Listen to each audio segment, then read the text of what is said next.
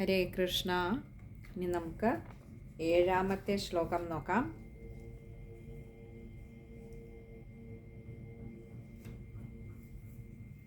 ഭവചക്രജ്യോതിഷ്കണലവനിപാതേന വിധുതേ തതോ മായാചക്രേ വിതതഘനരോഷാന്ധമനസം ഗരിഷ്ഠാഭിർമുഷ്ടി പ്രഹൃതിഭിരഭിഘ്നന്തമസുരം സ്വപാദാങ്കുഷ്ഠേന ശ്രവണപദമൂലേ നിരവധി.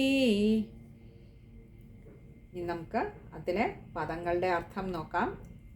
ഇപ്പോൾ ആ യുദ്ധരംഗത്തിൽ ആ ഹിരണ്യാക്ഷൻ പലതരത്തിലുള്ള മായകൾ കാട്ടിക്കൊണ്ടിരിക്കുകയാണ്. ആസുരികമായ ഭാവത്തിലുള്ള മായകളൊക്കെ കാട്ടിക്കൊണ്ടിരിക്കുകയാണ് ഭഗവാനെ അങ്ങനെ ഒന്ന് ഭ്രമിപ്പിക്കാൻ വേണ്ടിയിട്ട്. ഭഗവാനാകട്ടെ തൻ്റെ സ്വതസിദ്ധമായ ഒരു പുഞ്ചിരി മാത്രമേ ഉള്ളൂ ഭഗവാന്റെ കയ്യിൽ. അങ്ങനെ ഒരു മുഖവുമായി ഭഗവാൻ അങ്ങനെ നിൽക്കുകയാണ്. രൂപം ഭഗവാൻ വരാഹത്തിൻ്റേത് സ്വീകരിച്ചിട്ടുണ്ടെങ്കിലും ഭഗവാന്റെ സ്വതസിദ്ധമായ ആ പുഞ്ചിരി അപ്പോഴും ആ വരാഹരൂപത്തിലും ഭഗവാൻ തന്നെ ഏതു രൂപത്തിൽ വന്നാലും അവിടെയൊക്കെ ആ ഐശ്വര്യവും ചൈതന്യവും ആനന്ദവും നിറഞ്ഞു തുളുമ്പി തന്നെ നിൽക്കും ഭഗവാൻ ഏതു രൂപത്തിൽ വന്നിരുന്നാലും. ഇവിടെയും ഭഗവാൻ അങ്ങനെ വളരെ പ്രസന്നനായി, ഭഗവാനെ ഒട്ടും ഇതൊന്നും ഭ്രമിപ്പിക്കുന്നതേ ഇല്ല. ഇനി നമുക്ക് 7ാമത്തെ ശ്ലോകത്തിലെ പദങ്ങളുടെ അർത്ഥം നോക്കാം. ആദ്യത്തെ പദം കുറച്ച് വലിയൊരു പദമാണ്. ഭവചക്രജ്യോതിഷ്കണലവ നിപാതേന. നമ്മൾ കുറച്ച് ചെറിയ ചെറിയ വാക്കുകളാക്കിക്കൊണ്ട് അതിൻ്റെ അർത്ഥം ഒന്ന് നോക്കാം. ഭവ എന്നാൽ അങ്ങയുടെ, അല്ലയോ ഭഗവാനെ അങ്ങയുടെ, ചക്ര അങ്ങയുടെ സുദർശന ചക്രത്തിൻ്റെ, ജ്യോതിഷ് എന്ന് പറഞ്ഞാൽ ആ ജ്യോതിസിൻ്റെ, അതിൽ നിന്നും വരുന്ന ആ ഒരു പ്രഭയുടെ, കാരണം അത് അഗ്നിക്ക് തുല്യം ജ്വലിക്കുന്നതാണ്. അതിൻ്റെ പ്രഭ നമുക്ക്, അതിൻ്റെ ആ ഒരു ശോഭ, അതിൻ്റെ ജ്യോതിസ് പറയാൻ പറ്റില്ല. അപ്പോൾ ആ അഗ്നിക്ക് തുല്യം ജ്വലിക്കുന്ന ആ സുദർശന ചക്രത്തിൻ്റെ ജ്യോതിസിൻ്റെ കണലവ നിപാതേന, ആ അങ്ങനെയുള്ള കണം എന്ന് പറഞ്ഞാൽ അതിൻ്റെ ആ ഒരു ജ്വലിക്കുന്ന ആ ഒരു ഉഗ്രരശ്മികളിൽ, നിപാതേന എന്ന് പറഞ്ഞാൽ അതിൽ പതിച്ചിട്ട്, അതിൽ തട്ടിയിട്ട്, വിധുതേ, വിധുതേ എന്നാൽ അകന്നു പോയപ്പോൾ. അപ്പോൾ ഈ മായകൾ കാട്ടുന്നതൊക്കെയും ഭഗവാനെ അങ്ങയുടെ ആ ഒരു കയ്യിലേന്തിയിരിക്കുന്ന അഗ്നിക്ക് തുല്യം ജ്വലിക്കുന്ന ആ സുദർശന ചക്രത്തിൽ നിന്നും വമിക്കുന്ന ആ ഉഗ്രരശ്മികളിൽ തട്ടി ഈ മായകളൊക്കെയും ഈ ഇങ്ങനെ അകന്നു പോയപ്പോൾ, തതോ മായാചക്രേ, തതഹ എന്ന് പറഞ്ഞാൽ അപ്പോൾ, എന്താ മായാചക്രേ, മായകളുടെ ചക്രം എന്നാൽ കൂട്ടം, സമൂഹം എന്നൊക്കെ അർത്ഥം. അപ്പോൾ മായകളുടെ ആ കൂട്ടം ഇതെല്ലാം അപ്പോൾ അകന്നു പോയപ്പോൾ, വിതതഘനരോഷാന്ധമനസം. ഇവിടെ നമുക്ക് കുറച്ച് വലിയ പദമാണ്. വിതതം എന്ന് പറഞ്ഞാൽ വളരെ പരന്നത്, ഘനം എന്ന് പറഞ്ഞാൽ കട്ടിയുള്ളത്, അല്ലെങ്കിൽ കനമുള്ള എന്നൊക്കെ പറഞ്ഞാൽ ആഴമുള്ളത്, ഇങ്ങനെയൊക്കെ നമുക്കതിന് അർത്ഥമെടുക്കാവുന്നതാണ്. ആയിട്ടുള്ള, അപ്പോൾ പരന്നതും കനമുള്ളതും അല്ലെങ്കിൽ ആഴമുള്ളതുമായിട്ടുള്ള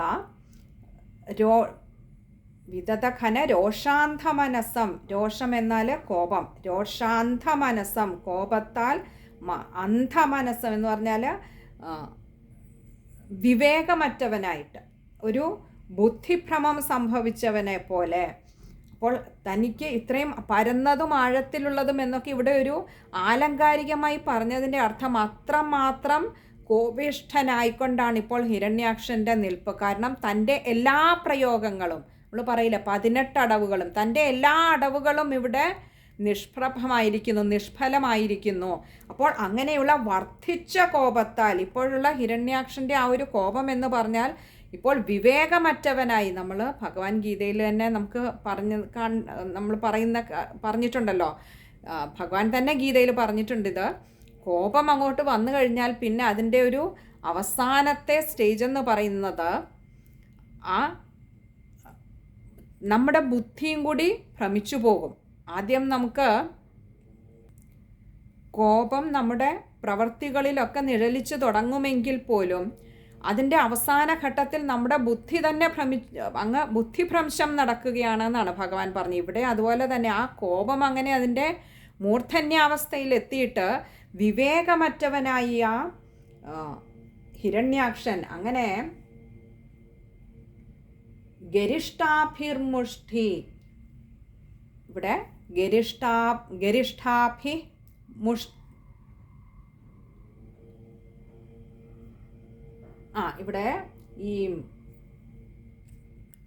ഇവിടെ ചില ബുക്കുകളിലൊക്കെ ഗരിഷ്ഠാഭിർമുഷ്ടി പ്രഹൃതിഭിരഭിജ്ഞന്തമസുരം, അത് ഒറ്റ വരിയായിട്ടാണ് കൊടുത്തിരിക്കുന്നത്. അങ്ങനെയാണെങ്കിൽ അവിടെ ഗരിഷ്ഠാഭി പിന്നെ മുഷ്ടി പ്രഹൃതിഭി അഭിജ്ഞന്തം അസുരം അങ്ങനെ എടുക്കണം. അതല്ല എങ്കിൽ അവിടെ മുഷ്ടി പ്രഹൃതിഭി എന്ന് തന്നെയാണ് വാക്ക്. ചില ബുക്കുകളിൽ അത് മുഷ്ടി എന്നും പ്രഹൃതിഭി എന്നുള്ളതും രണ്ടായിട്ടായിരിക്കും കൊടുത്തിരിക്കുന്നത്. നമുക്ക് ചേർത്ത് തന്നെ അർത്ഥം പറയാം. ഗരിഷ്ഠാഭി എന്ന് പറഞ്ഞാൽ വളരെ കനത്ത ഗരിഷ്ഠമായിട്ടുള്ള അങ്ങനെയുള്ള മുഷ്ടി പ്രഹൃതിഭി, മുഷ്ടി പ്രഹരങ്ങൾ, വളരെ കനത്ത മുഷ്ടിപ്രഹരങ്ങൾ, അഭിജ്ഞന്തം എന്നാൽ ഏൽപ്പിക്കുന്ന അല്ലെങ്കിൽ ആക്രമിക്കുന്ന, അങ്ങനെ കനത്ത മുഷ്ടിപ്രഹരങ്ങൾ ഏൽപ്പിക്കുന്ന അസുരം, ആ അസുരനെ. ഇപ്പോൾ സർവ നിയന്ത്രണവും തൻ്റെ തന്നെ എല്ലാ നിയന്ത്രണങ്ങളും വിട്ടുകഴിഞ്ഞിരിക്കുന്ന ആ അസുരൻ കോപാന്ധനായിട്ട് വിവേകമറ്റവനായിട്ട് ഭഗവാനെ അങ്ങയെ മുഷ്ടി ചുരുട്ടിക്കൊണ്ട് എല്ലാ കോപവും, അപ്പോൾ ആ മുഷ്ടി ചുരുട്ടി ഇത്രയും വർദ്ധിച്ച കോപത്തോടുകൂടി പ്രഹരിക്കുമ്പോൾ അത്രമാത്രം കനത്ത പ്രഹരമാണ് ഭഗവാനിൽ ഏൽപ്പിച്ചുകൊണ്ടിരിക്കുന്നത്. അങ്ങനെയുള്ള ആ അസുരനെ സ്വപാദാങ്കുഷ്ഠേന, സ്വപാദം എന്ന് പറഞ്ഞാൽ തൻ്റെ തന്നെ പാദത്തിൻ്റെ കാലിൻ്റെ, അങ്കുഷ്ഠം എന്നാൽ പെരുവിരൽ, അങ്കുഷ്ഠേന പെരുവിരൽ കൊണ്ട്, ശ്രവണപദമൂലേ എന്ന് പറഞ്ഞാൽ ആ കർണമൂലത്തിൽ, നമ്മളൊക്കെ ഞങ്ങളുടെ നാട്ടിലൊക്കെ അതിനെ ചെവിക്കുറ്റി എന്ന് പറയും. അപ്പോൾ ആ കർണമൂലത്തിൽ അല്ലെങ്കിൽ ചെവിക്കുറ്റിക്ക് നിരവധീഹി നന്നായിട്ട് പ്രഹരിച്ചു. അപ്പോൾ ഭഗവാനെ സംബന്ധിച്ചിടത്തോളം ഇപ്പോൾ ആ ആസുരികമായ ഭാവം ഹിരണ്യാക്ഷൻ്റെ അങ്ങനെ മൂർധന്യത്തിലെത്തിയിരിക്കുകയാണ്. എല്ലാ അടവുകളും പയറ്റി എല്ലാ മായകളും കാട്ടി, എന്നിട്ടും ഭഗവാനെ ഒരു തരത്തിലും ഭ്രമിപ്പിക്കാൻ കഴിയുന്നില്ല എന്ന് തന്നെയല്ല, ആ മായകളൊക്കെ ഭഗവാന്റെ ആ സുദർശന ചക്രത്തിൽ നിന്നും വമിക്കുന്ന ആ കോടിസൂര്യ സമപ്രഭനായിട്ടുള്ള ഭഗവാന്റെ അഗ്നിക്ക് തുല്യം ജ്വലിക്കുന്ന ആ ഒരു സുദർശന ചക്രത്തിൽ നിന്നും വമിക്കുന്ന ഉഗ്രരശ്മികളുടെ തീക്ഷ്ണ പ്രഭയാൽ ഈ മായകളൊക്കെ നിഷ്പ്രഭമായി പോയി.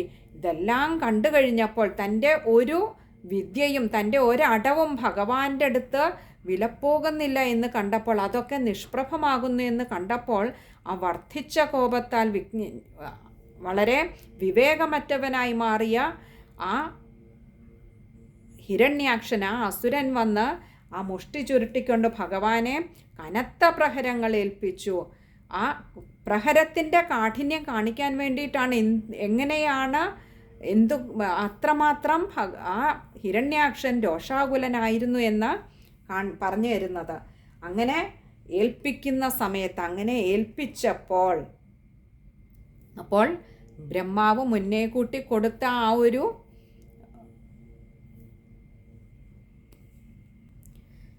ഒരു മുന്നറിയിപ്പ് ഭഗവാന്റെ മനസ്സിലേക്ക് ഓടി വന്നു. അതുകൊണ്ട് തന്നെ ഭഗവാൻ ഇനിയും സമയം പാഴാക്കരുത് എന്ന് ധരിച്ചുകൊണ്ട്, കാരണം സന്ധ്യയാവുന്നു, അസുരനെ കൊല്ലേണ്ട സമയം ഇനിയും അധികരിച്ചുകൂടാ എന്ന് കണ്ടുകൊണ്ട് ഭഗവാൻ തൻ്റെ പാദത്തിൻ്റെ ആ പെരുവിരൽ കൊണ്ട് ഹിരണ്യാക്ഷൻ്റെ കർണമൂലത്തിൽ നന്നായി ഒന്ന് പ്രഹരിച്ചു. ഇവിടെ തൻ്റെ പാദം കൊണ്ട് എന്ന് പറയുമ്പോൾ തിരിഞ്ഞു നിന്നിട്ട് പിൻകാലുകൊണ്ടാണ് പ്രഹരിച്ചത് എന്ന് ആചാര്യന്മാർ പറയാറുണ്ട്. അപ്പോൾ തൻ്റെ പിൻകാലിൻ്റെ ഒരു പെരുവിരൽ പ്രഹരം കൊണ്ട് പതിക്കാനുള്ളതേ ഉള്ളൂ ഹിരണ്യാക്ഷൻ എന്ന് ആ ഹിരണ്യാക്ഷൻ്റെ നിസ്സാരതയെ ബോധ്യപ്പെടുത്തും വിധത്തിലാണ് ഭഗവാൻ ഹിരണ്യാക്ഷനെ കീഴ്പ്പെടുത്തിയത്. അതായത് ഇത്ര നേരവും ആ ഹിരണ്യാക്ഷൻ കാണിച്ച മായകളൊക്കെയും എത്രയോ നിസ്സാരമായിരുന്നു, തൻ്റെ പിൻകാലിലെ ഒരു പെരുവിരലിന് പോലും ഇല്ല അത് എന്ന് കാണിച്ചു കൊടുക്കുകയായിരുന്നു ഇവിടെ ഭഗവാൻ ചെയ്തത്. ഇനി നമുക്ക് ആ ശ്ലോകം ഒന്നുകൂടി ഒന്ന് നോക്കാം. ഭവചക്രജ്യോതിഷ്കണലവനിപാതേന വിധുതേ തതോ മായാചക്രേ വിതതഘനരോഷാന്ധമനസം ഗരിഷ്ഠാഭിർമുഷ്ടിപ്രഹൃതിഭിരഭിഘ്നന്ദമസുരം സ്വപാദാങ്കുഷ്ഠേന ശ്രവണപദമൂലേ നിരവധി. ഇനിയും ആ ശ്ലോകം വായിക്കുമ്പോൾ ശ്രദ്ധിക്കേണ്ട കാര്യങ്ങൾ, ഈ ഒരു ശ്ലോകത്തിൽ ഒരുപാട് സമസ്ത പദങ്ങൾ, വലിയ നീളമുള്ള വാക്കുകൾ വരുന്നുണ്ട്. അത് പക്ഷേ നമ്മൾ ചെറിയ വാക്കുകളായിട്ട് പിരിച്ചാണ് നമ്മൾ അർത്ഥം പറയാൻ ശ്രമിക്കുന്നത്. അതുകൊണ്ട് അങ്ങനെയുള്ള ചെറിയ വാക്കുകൾ ചേർത്ത് വെച്ച് വായിച്ച് പഠിച്ചെടുക്കാൻ പറ്റുമെന്ന് കരുതുന്നു. ആദ്യത്തെ ശ്ലോകത്തിൽ തന്നെ ഭവചക്ര ജ്യോതിഷ് കണലവ നിപാതേന, അതത്രയും ചേർത്ത് വായിക്കേണ്ടതാണ്. പിന്നെ അടുത്ത വരിയിൽ വിതത ഘനരോഷാന്ധ മനസം, അതും ചേർത്ത് തന്നെ എടുക്കുക. പിന്നെ അടുത്ത ഒരു വരി മുഴുവനും തന്നെയും ചേർത്ത് വായിക്കേണ്ടതാണ്. ഗരിഷ്ഠാഭിർമുഷ്ടി പ്രകൃതിഭിരഭിഘ്നന്ദമസുരം, അത് വായിക്കുമ്പോൾ മുഷ്ടി പ്രകൃതിഭി അഭിഘ്നന്ദമാണ്, അതുകൊണ്ട് രായ്ക്ക് അകാരം കൊടുത്ത് വായിക്കുക. അപ്പോൾ ആ ഒരു വരിയിൽ പ്രകൃതിഭിരഭിഘ്നന്ദമാണ്, രായ്ക്ക് അകാരം കൊടുക്കണം. അതുപോലെ അഭിഘ്നന്ദം അസുരം, അവിടെ മായ്ക്കും അകാരം കൊടുക്കുക, അസുരമാണ്. പിന്നെ അടുത്തത് സ്വപാദാങ്കുഷ്ഠേന, അവിടെ പാദ അങ്കുഷ്ഠേനയാണ്, അതും അകാരം കൊടുത്ത് വായിക്കുക. അതേപോലെ നിരവധീഹി, അവിടെ ഒരു വിസർഗമുണ്ട്, അതും പകുതി ഹകാരത്തിൽ വായിച്ചു നിർത്താൻ ശ്രമിക്കുക. ഇത് ഇത്രയും കാര്യങ്ങളാണ് ആ ഒരു ശ്ലോകത്തിൽ ശ്രദ്ധിക്കാനായിട്ടുള്ള. തുടക്കക്കാർക്കൊക്കെ കുറച്ച് ബുദ്ധിമുട്ടുണ്ടാക്കാം, കാരണം കുറച്ചധികം വലിയ വാക്കുകൾ, വലിയ ഒരു വരി തന്നെ ഒന്നിച്ച് ചേർത്ത് വായിക്കേണ്ടതുണ്ട്. എങ്കിലും പരിശ്രമിക്കുക, ഭഗവാൻ കൈവിടില്ല. ഭഗവാന്റെ കാര്യങ്ങൾ എപ്പോഴും നമ്മൾ പറയാനും പഠിക്കാനും വായിക്കാനും അറിയാനും ശ്രമിക്കുമ്പോൾ ഭഗവാൻ തന്നെ അതിനൊരു വഴി നമുക്ക് മുൻപിൽ കൊണ്ടുതരും, ഭഗവാൻ തന്നെ അത് സാധ്യമാക്കി തരും. അതുകൊണ്ട് വായിക്കാൻ ബുദ്ധിമുട്ടുണ്ടെന്ന് കരുതി പിറകോട്ടേക്ക് പോവണ്ട, വായിക്കാൻ ശ്രമിച്ചുകൊണ്ടേയിരിക്കുക, പഠിക്കാൻ ശ്രമിച്ചുകൊണ്ടേയിരിക്കുക. അറിഞ്ഞാലും പഠിച്ചാലും തീരാത്തത്ര മഹത്വമുള്ള ഒന്നാണ് ഭഗവാൻ എന്ന സത്യം. അതറിയും തോറും നമുക്കറിയില്ല എന്ന് തിരിച്ചറിവുണ്ടാക്കി തരുന്നതാണ് ആത്മീയമായ ഓരോ പഠനവും. അതുകൊണ്ട് എല്ലാവരും ഭഗവാന്റെ പാതാരവിന്ദങ്ങളെ മനസ്സിൽ ധ്യാനിച്ചുകൊണ്ട് കൂടുതൽ അറിയാനും പഠിക്കാനും ശ്രമിച്ചുകൊണ്ടേയിരിക്കുക. ഹരേ കൃഷ്ണ.